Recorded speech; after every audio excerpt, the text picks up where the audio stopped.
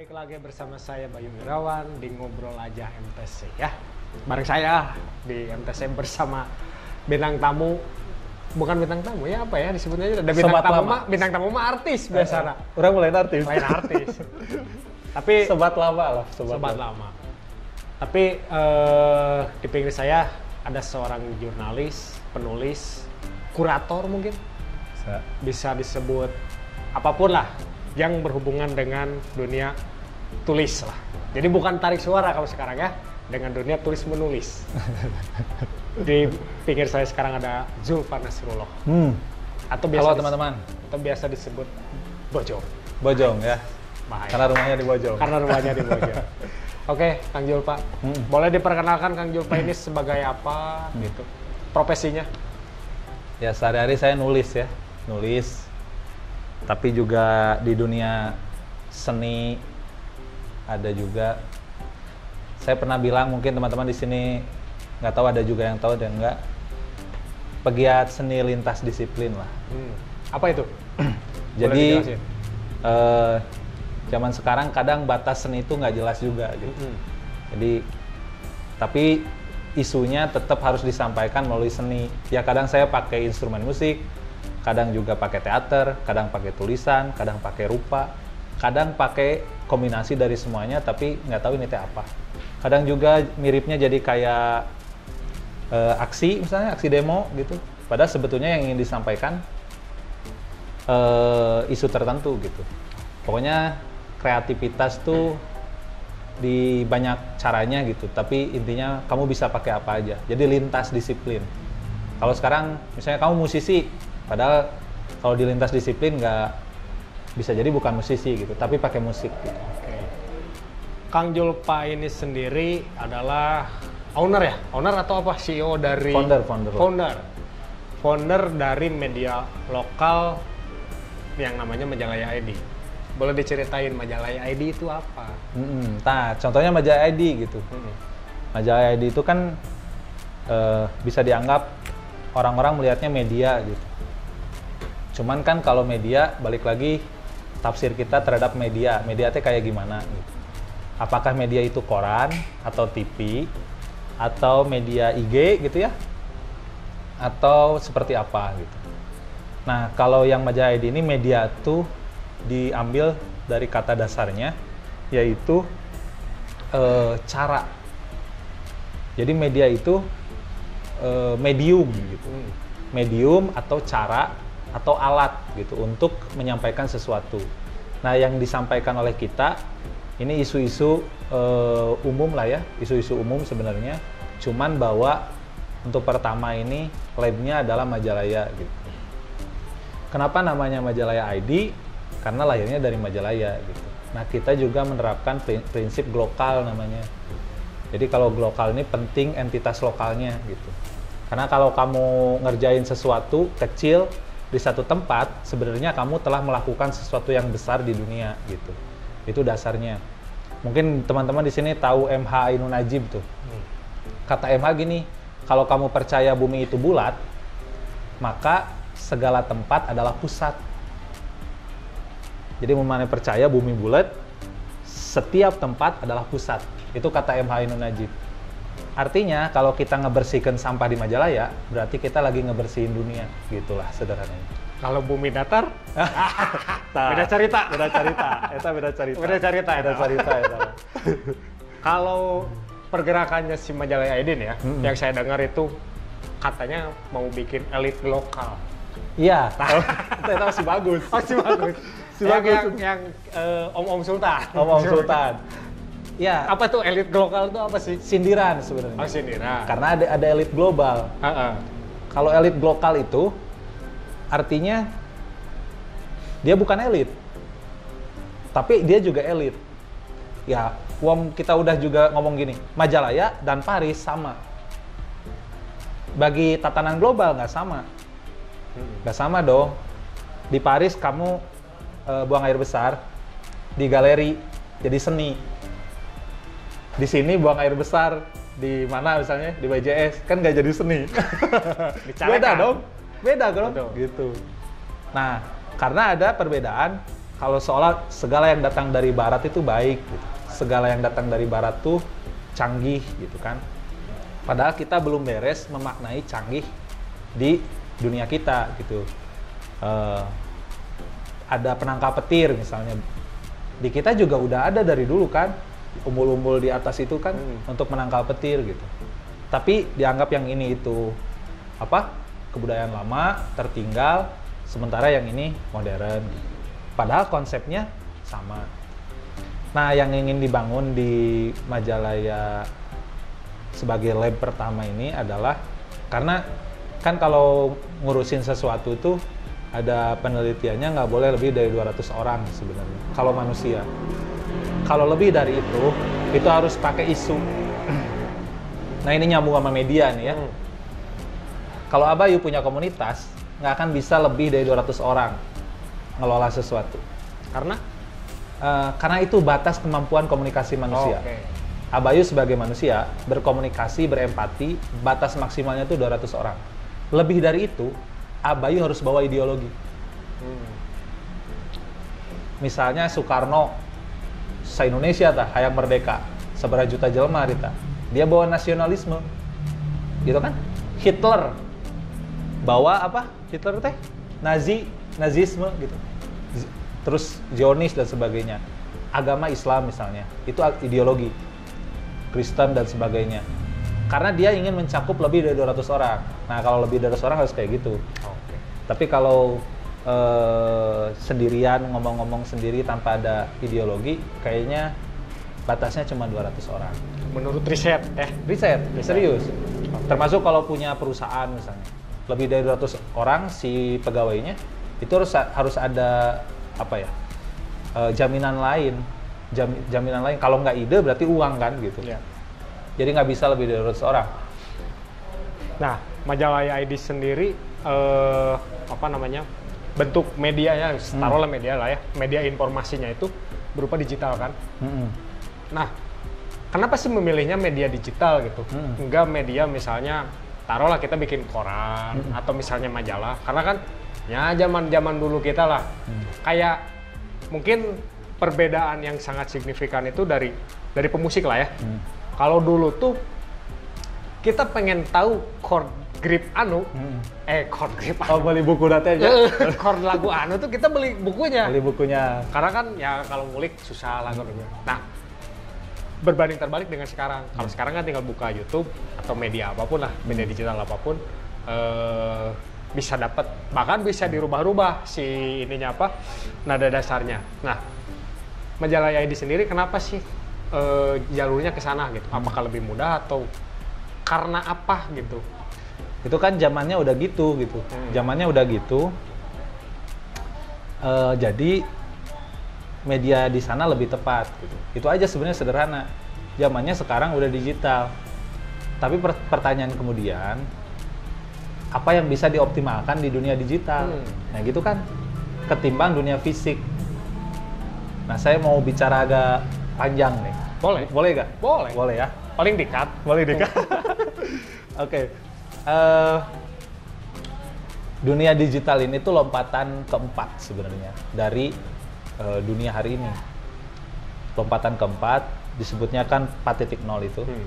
Itu upaya digitalisasi segala aspek.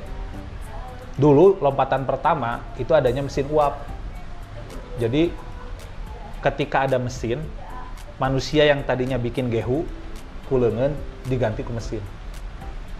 Terus lompatan kedua itu adanya komputerisasi. Kita bisa apa?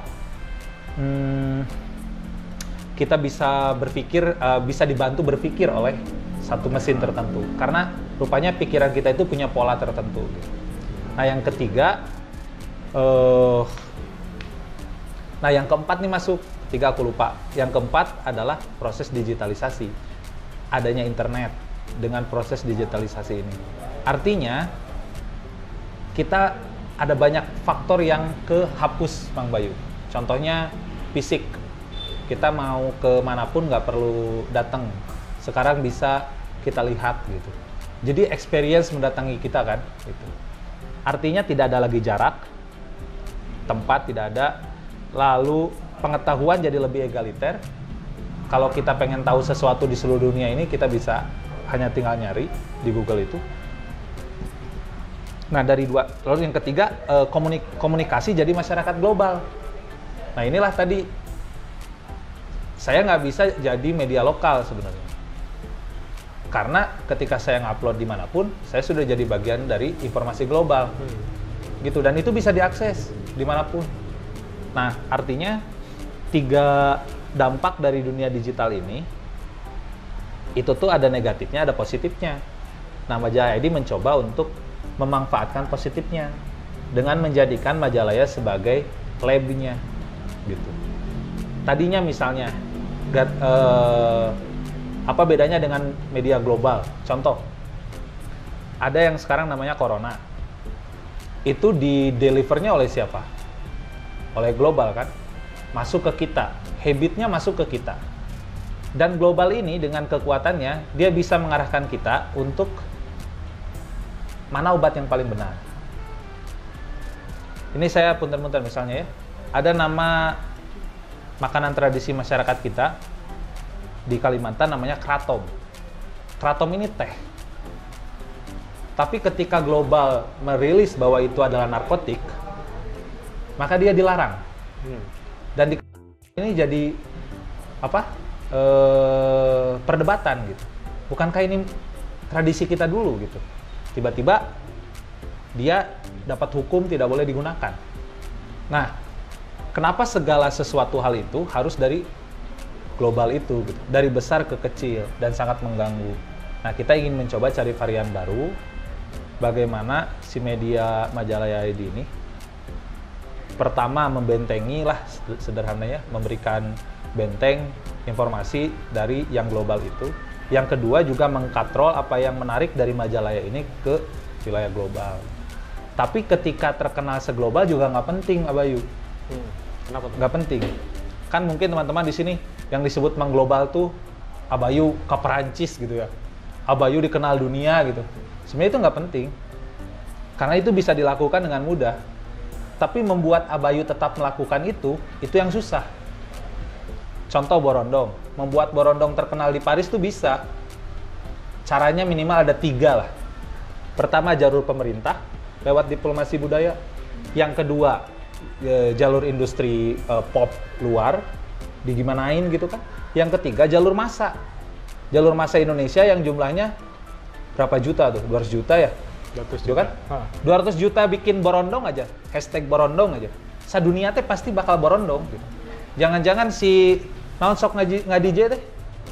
DJ ge nyian juga Borondong Marshmello nyian Borondong juga na. Wah, jadi Marshmello atau jadi Borondong. Marshmello ieuna ganti ke Borondong. Itu terjadi kasus Om Tolelet Om. Benar. Om Tolelet Om kan siapa yang membuat dia mendunia? Masyarakat Indonesia. Kita punya surplus penduduk, bro. Ketiga terbesar sadunia. Ya. Jadi mau di dia modal, sadunia modal. Modal, kabeh modal, nyerbut modal, sadunia modal. Serius. Karena panglobana katilu. Jika Amerika, nah Amerika gede wae, antara populasinya tergede. Cek Amerika misalnya alus teh naiki sadunia gitu. Ya. Nah, aya tilu cara ieu. Nah, yang sering dilakukan tuh yang pertama oleh pemerintah itu. Borondong, terus Sarung Majalaya itu udah berapa kali pameran di luar negeri? Sering banget. Coba teh ke komunitas pengusaha tekstil Majalaya. Berapa kali dia mengekspos tekstil Majalaya sampai tingkat dunia? Terlalu sering. Tapi apakah itu berbanding lurus dengan terkenalnya atau digunakannya Sarung Majalaya? Kan teu angger we sarung ge Atlas deui nya. Wadimor gitu kan? Enggak berbanding lurus. Ya betul. Nggak berbanding lurus. Jadi membuat ini jalur ini. Jalur 2 ini. Hype-nya digunakan misalnya Sarung Majalaya dipakai weh basketnya, kupu basket NBA gitu. Gitu. Rame gitu kan. Sekalian, bro. Karena ge viral kan? Sekalian. 3 ini. Yang ini juga sama. Yang berat itu mempertahankan sebuah budaya kayak di Baduy. Baduy rek kumaha oge tetap kitu cara hidupna. Betul. Rek terkenal, rek tidak terkenal, urusan Baduy. Tapi dengan dia melakukan itu, pangannya aman 25 tahun ke depan. Apa yang dimakan oleh Baduy hari ini adalah panen 25 tahun lalu. Kebayang teh edan eta komunitasnya. Jadi berarti dahar sangu 25 tahun yang lalu panen, bro. Urusan jeung harga minyak, urusan jeung nanaon. Tah iya yang keren dah. Nah, gitu kan? Iya. Tapi orang mau bisa juga Baduy. Lokal pisan mau bisa. Karena geus metal HP, geus aya tabiat modern di dalam diri kita. Jadi, yang paling tepat jalurnya adalah global. Ada beberapa contoh community yang sudah menerapkan global society. Salah satunya Cipta Gelar. Cipta Gelar itu yang dipertahankan adalah pangannya. Jadi dari semua aspek tuh nggak harus semua diamankan. Cari aja yang amannya apa. Tapi dasar dari keamanan manusia itu makan, sehat, gitu kan? Jadi kalau kita misalnya contoh teman-teman PPDM nih, di sini mungkin saya sekalian promosi ya. Ada satu komunitas namanya Perhimpunan Donor Darah Majalaya, PDDM. Itu menerapkan strategi global. Dan dia, saya sampai merinding. Dan dia programnya adalah Majalaya punya bank darah, daulat darah. Jadi terkait darah ini rupanya AA tedamang, kirang darah. Milari kan kaditu kadieu. Bade ka PMI ge parebut. Jadi darah teh tidak tersedia, darah teh sarua jeung beas gitu. Nah, kelompok ini melakukan donor darah setiap cukup sering untuk dia bisa punya bank darah. Jadi darah Majalaya jang Majalaya misal gitu. Nah, gerakan-gerakan juga kieu moal kaganggu gitu. Moal ka intervensi deh. Moal ka intervensi. Misalnya enak donor darah orang Majalaya untuk orang Majalaya kan, Ya. mungkin seperti Betul, itu betul. konsepnya. Betul. Tapi tidak menutup kemungkinan bisa ngebantu orang luar. Betul. Tapi dengan catatan yang mungkin Majalaya tercukupi dulu. diprioritaskan Ya. untuk orang Majalaya. Oke. Dan itu kalau itu udah rutin, akan ada surplus. Jadi maksud saya, global society ini ketimbang kita capek-capek terkenal ngaloncat gitu, kamu beresin aja dulu apa kebutuhanmu. Ketika itu beres, kalau surplus baru dijual. Seperti orang Baduy, kalau dia tidak boleh menjual padi gitu kan, boleh memberi padi kalau sudah panen lebih dari 3 kali gitu kan, artinya kan udah cukup tuh untuk dirinya, baru boleh ditukar dengan yang lain. Itu juga nggak boleh dijual, ditukar gitu. Nah, hal semacam itu yang itu kan kebudayaan lokal yang hilang tuh, terganti oleh modernisme. Nah, kumaha carana orang memahami deui kebudayaan kita, terus terapkan itu sedikit-sedikit, pelan-pelan, tapi kapake. Dan kalau dibuka sebenarnya banyak sekali inspirasi dari orang Majalaya ini yang dia menyasar hal-hal dasar. Saya misalnya waktu itu bertemu dengan satu orang yang dia bikin internet gratis. Soksan atau hayang internet. Lamun Majalaya bisa internetnya gratis tanpa ada pemerintah atau apapun, diteror taku Telkom deh. Pasti. Listrik. Kumaha mun aya kampung Abayu nganggo panel surya sadayana. PLN teh stres dah. Ya. Tapi kan kepake. Gitu kan? Tai kita itu bisa jadi biogas. Tapi aya teh aya kampung nu septic tankna nyambung ka dapur terus jadi seuneu. Teu aya kan? Sanu kudu mulai. Padahal mun ieu dibuat alatna tong dijual gitunya. Dibuat alatna kieu carana RT RW lah dengan dana yang ada gitu kan. Itu bisa terjadi. Tapi itu segampang itu. Tapi tidak begitu, saudara-saudara. Balik lagi. Segalanya butuh duit. Kita ada BUMN. Betul. Oke. Atau lebih kasar deui. Entah mah. Mesti dibenan. Ya gitu, hal semacam itu. Tapi itu bisa dilakukan dengan cara radikal, underground, dan intinya ada hal-hal dasar yang akan kita penuhi. Tapi itu tidak perlu orang tahu, tapi kita cukup. Nah, hal yang semacam itu yang sebetulnya dicari dunia gitu. Oke. Segmen pertama berat. Obrolannya berat. Berat ya? Tapi nggak apa-apa, kita menambah wawasan juga Oh itu berarti Itu sih. Bentar. Orang mah ringan sih. ringan ya? Ringan. Iya mah ringan. Biasa. Cuma cara hirup ya Pak ya. Nu berat tuh eta. Segmen pertama sedikit membuka wawasan buat kita lah tentang apa namanya glokal yang tadi diceritakan oleh Kang Julpa. Dimulainya dari majalah ID mungkin. Terus gimana caranya nanti kita nyambungnya sama musik ya? Oke. Ya. Apa kiat-kiatnya nih dari orang media nih untuk misalnya membuat suatu karya atau misalnya apa namanya suatu kebudayaan atau apapun lah itulah bisa dikenal sama media luar. Oke? Oke. Segmen 1 beres dulu lah. Kopi heula. Bela. Oke?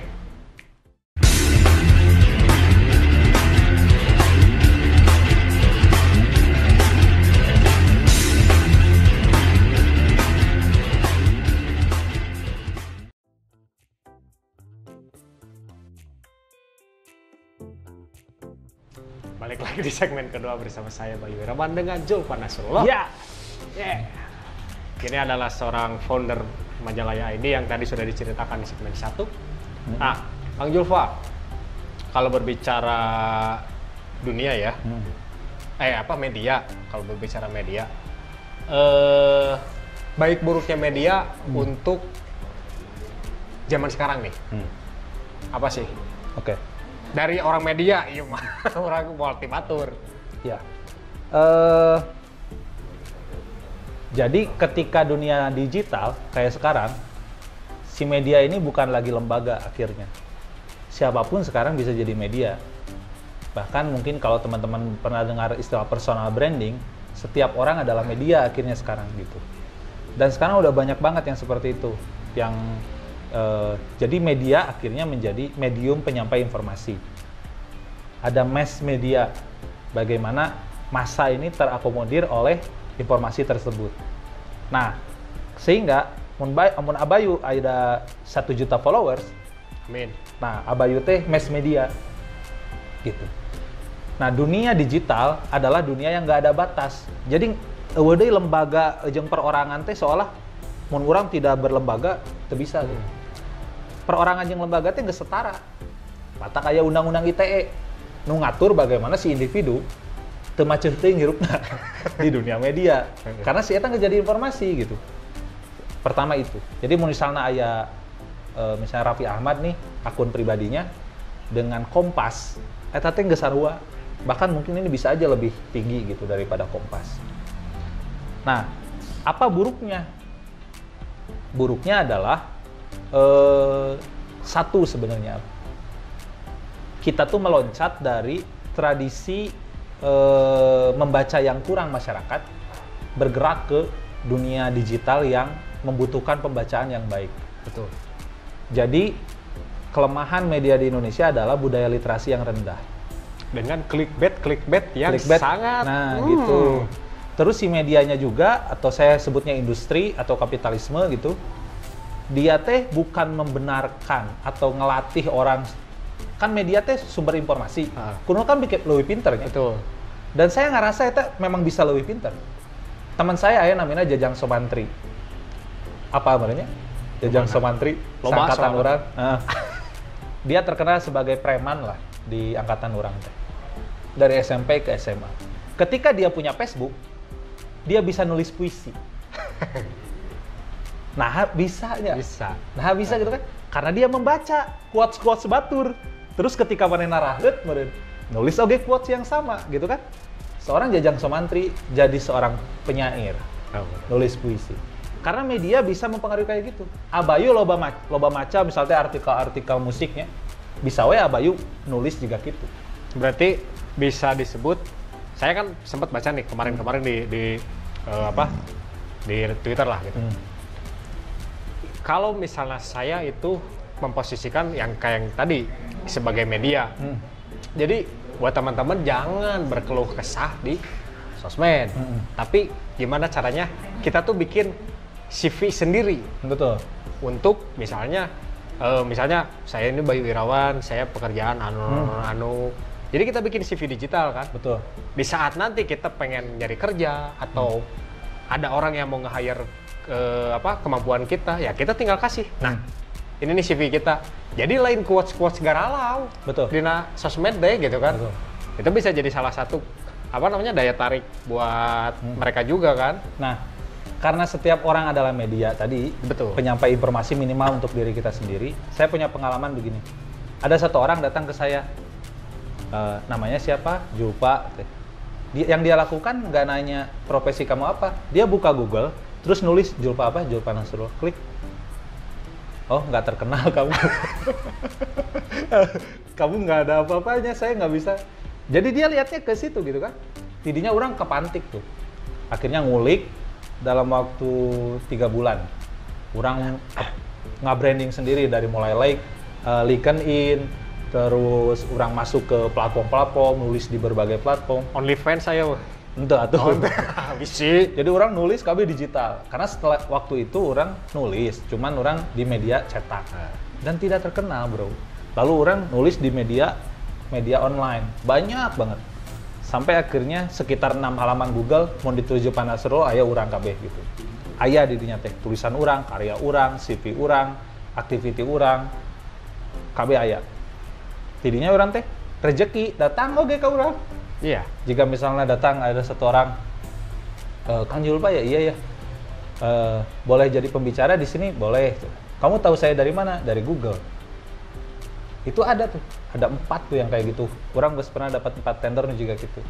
Terus kata kuncinya apa? Kritik sastra. Kritik sastra. Penuh keluar teh urang. Gitu kan? Tahu. Untung cuma kalau teh aya emang nggak selain orang aya nggak semarodar tuh.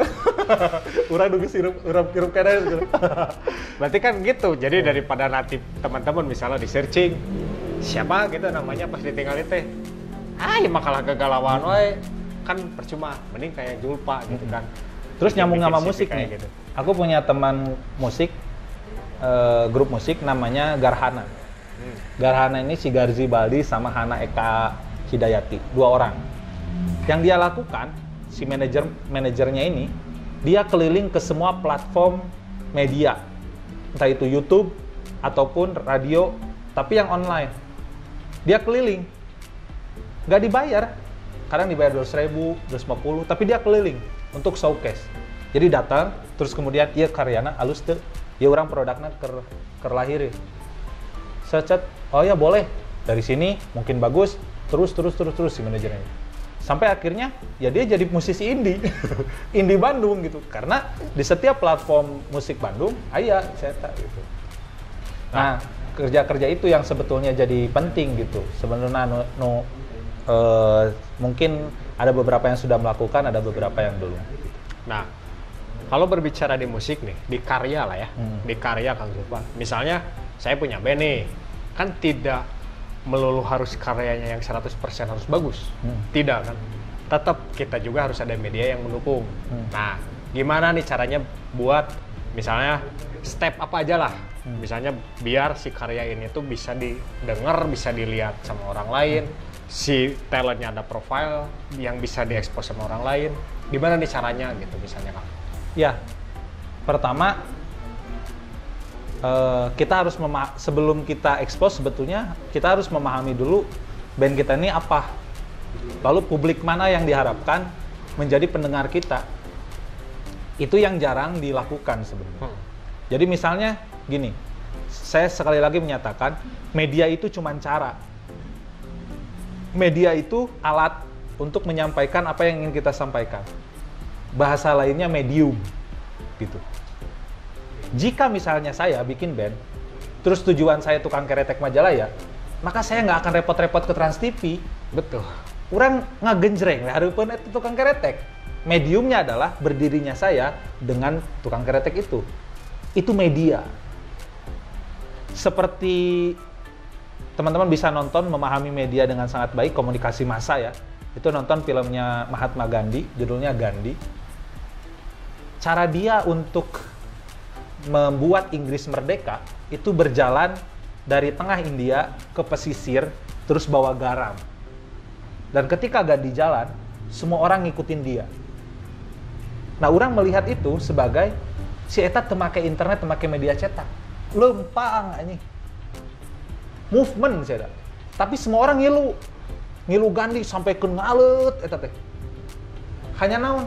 Garam teh dilarang ku Inggris jual beli garam tuh karena eta mah bancakana Inggris. Tapi si Gandhi sorangan peot aing eureup dagang garam, lempang. Berita ngaromongkeun dan sebagainya si eta mah lempang. Dan berita nu paling bener adalah lempang nasi Gandhi eta. Nah, balik deh kanu tadi. Misalnya kita kasih contoh A punya satu band. Pahami dulu band Aing itu musiknya kayak gimana, ingin didengarkan di mana. Contoh misalnya, dan ketika seperti itu, kalau sudah tahu musiknya akan seperti apa, kita jadi punya standing position. Nah, ini sangat penting. Dan ini media tuh fungsinya menyampaikan standing position si band ini. Lamun saya tidak salah, musik mah chordna eta-eta keneh. Ya. Sadunia bisa main gitar. Ya, Sadunia boga band metal. Tapi standing position nuncan aya metal nu kumaha. Media itu diharapkan dapat mengkatrol itu. Saya kasih contoh, Voice of Baceprot. Standing positionnya jelas. Bisa jadi semua orang juga bisa melakukan apa yang Voice of Baceprot lakukan. Gripna, musikna, jenis laguna. Tapi standing positionnya jelas. Berhijab, main musik metal. Gitu kan? Betul. Dan di Indonesia, konservatif Islam, adat Islamnya masih kuat. Dia main musik metal. Jelas gitu. Nah, dilawan jelas, stigma, gitu kan? Ya. Musik nama gitu keneh, jangan-jangan, gitu kan? Isi musiknya dan sebagainya. Nah, kemana dia bisa disuarakan? Kalau riset, Voice of Baceprot itu kemana aja nih dia, link-linknya? Pertama-tama itu justru ke, banyaknya ya, ke diskusi-diskusi yang wilayah-wilayah, apa ya,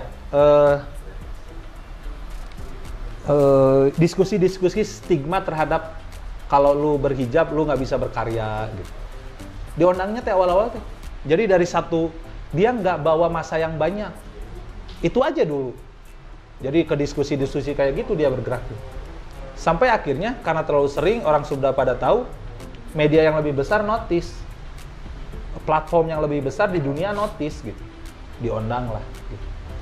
Karena ketika dicek misalnya hijab metal, keluarnya Voice of Baceprot. Karena dia udah membangun CV-nya tadi. Gitu. Betul. Jadi kalau kamu misalnya punya satu grup band, kamu identifikasi, aku bawa isu apa gitu. Ngapain gitu.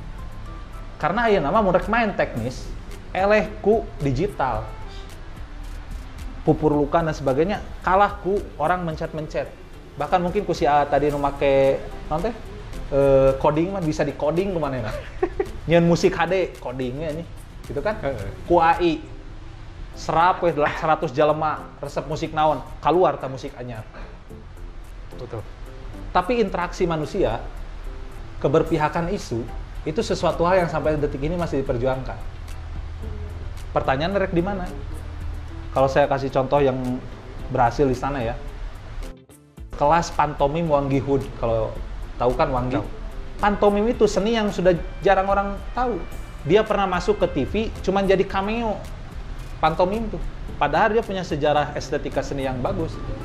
Si Wanggi masuk ke wilayah-wilayah perjuangan tanah, HAM, dia kamisan jadi pengurusnya. Pantomim eksis sampai sekarang. Dan sepertinya anak muda yang main pantomim Wanggi Hood nih sekarang. Ya. Gitu kan? Karena mungkin jujur saya lihat kayaknya sempat kan kita kerja sama Wanggi di salah satu video klipnya Neluye. Dia tuh bisa mengekspresikan sesuatu, mengekspresikan lirik atau apapun gitu misalnya tanpa dia ngomong lewat gerakan kan kayak gitu.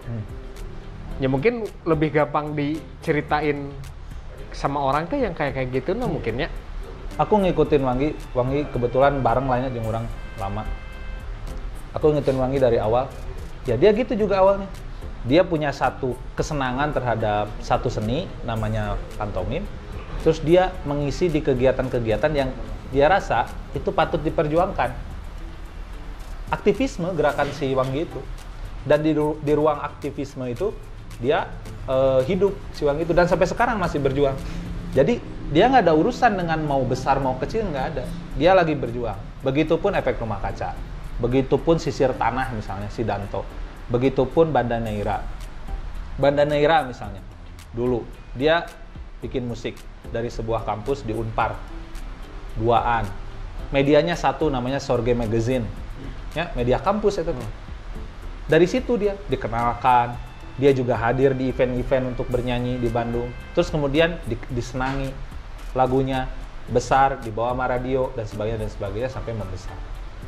Nah, dunia-dunia yang jelas seperti itu menurut saya itu lebih penting. Jadi jika kamu punya produk seni, apa yang ingin kamu sampaikan itu harus dipikirkan dulu.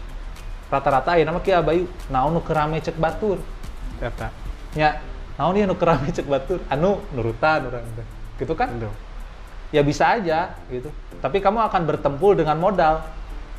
Dengan orang yang punya modal lebih besar dan bisa melakukan juga apa yang kamu lakukan.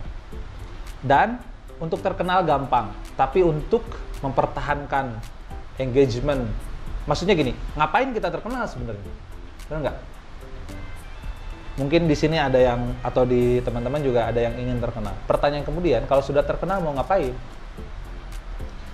Terkenal bagus pada waktu 30 detik, kamu bisa juga jadi terkenal buruk.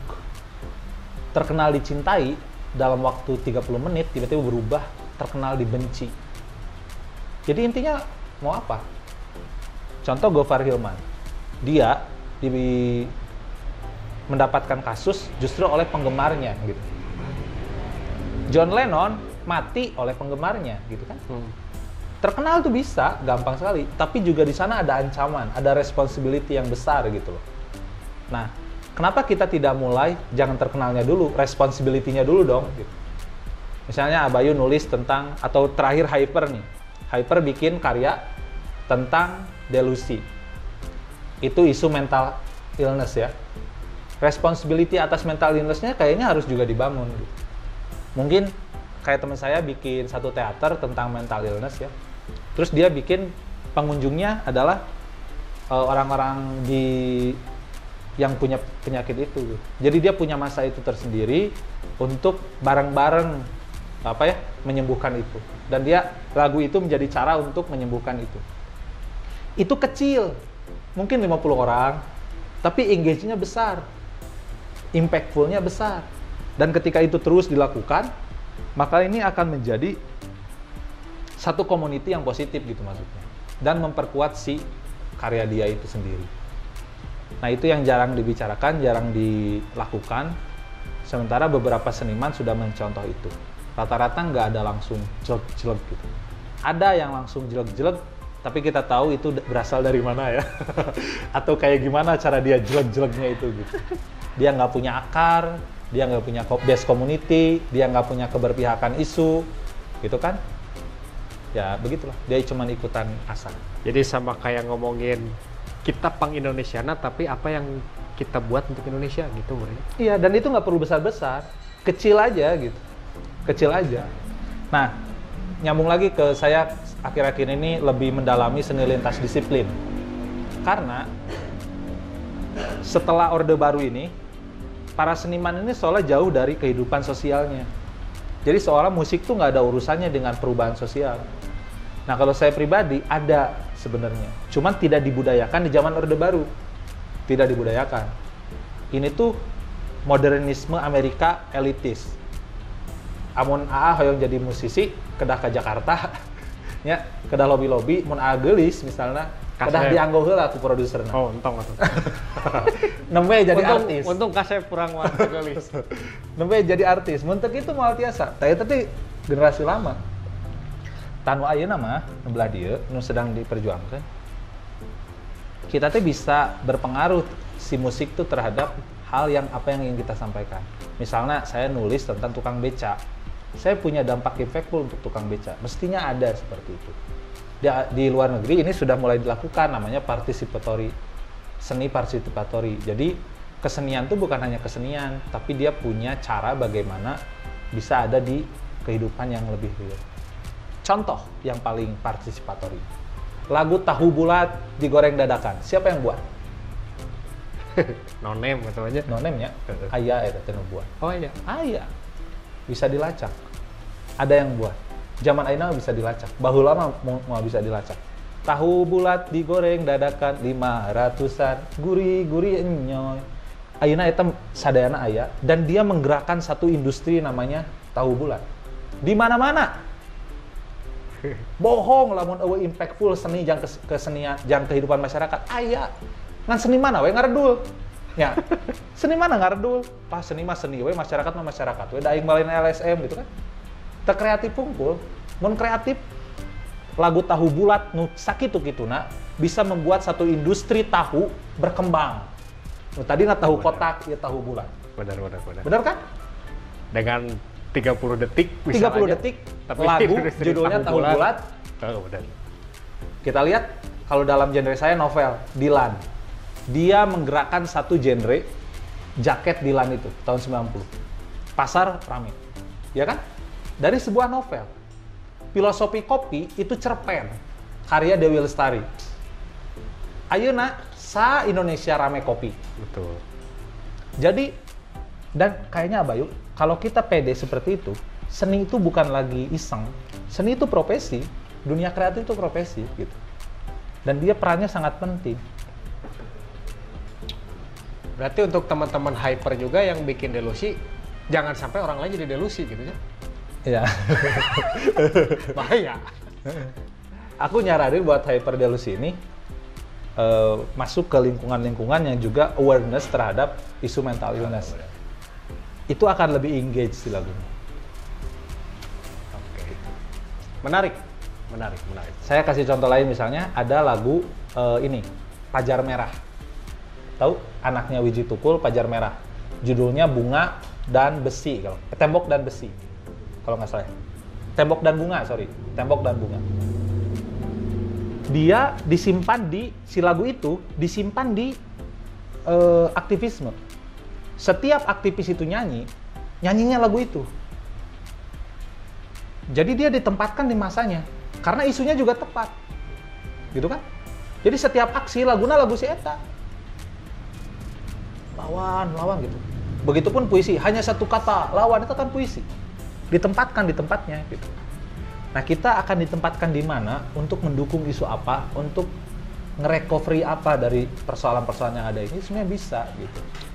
Kalau di bule tuh ada bedil dan kemang. Dan isunya tuh tiap bulan November pasti hujan. Apa tuh? Lu nggak tahu tuh. Guns N' Roses. November Rain, Pak. Iya betul. Ya. Betul. Maaf. Nah itu kan pas ya. Pas tuh. Pas. Nah jangan nukar itu. Kan tadi mah daun bunga dan temok. Bunga dan Tembok. Di bule mah ya bedil dan bunga. Itu dari puisi Isyuna. jadi lagu Pajar Merah. Itu kan bagus gitu. Oke. Masih panjang sih sebetulnya. Kalau mau dipanjangin terus mah bisa seberesesi ya. Betul. Nanti kita bikin. Ada yang setuju nggak kalau misalnya Julpa disuruh ngisi di ngobrol aja nih. Jadi host baru misalnya. Kurang kan diracun glokal aja. Komen di bawah lah pokoknya. Komen di bawah. Ya. Siap. Oke Kang Julpa. Oke. Sementara kita ngobrol sampai situ dulu. Atur nuhun. Nanti untuk kita ngobrol teman-teman. lagi dengan isu-isu terbaru lah. Siap. Oke. Oke. Sekarang media, mungkin nanti teknologinya lah. Oke, bisa. Kita ngobrol lagi sama Kang Julpa atau misalnya sama teman-teman Majalaya ID lah. Kita ada si Bagus, concern di teknologi. Si Om Sultan. ya. Om Sultan. Oke. Kang Julpa, terima kasih. Sama-sama. Nanti kita Ayo. ketemu lagi. Oke. Terima kasih juga buat Teman-teman. teman-teman yang udah bekerja keras. Betul. Bekerja keras. Dengan penonton kita yang di belakang. Terima kasih juga buat Studio AJ25 Management. Oh shit, ngomong sih. Pokoknya kalau ada saran, kritik, masukan atau mau misalnya kita ngebahas apa dengan bintang tamunya siapa atau hostnya siapa boleh itu mah. Maka nanti kita berbicara lebih lanjut lagi sama teman-teman majalah ID dan lain-lain lah. Alright. Oke, Siap. saya Bayu Irawan. Saya Zulfan Nasrullah. Terima kasih yang udah ngabisin kuotanya buat nonton. Semoga dibalas dengan kuota yang lebih banyak. Semoga bermanfaat. Semoga bermanfaat ya.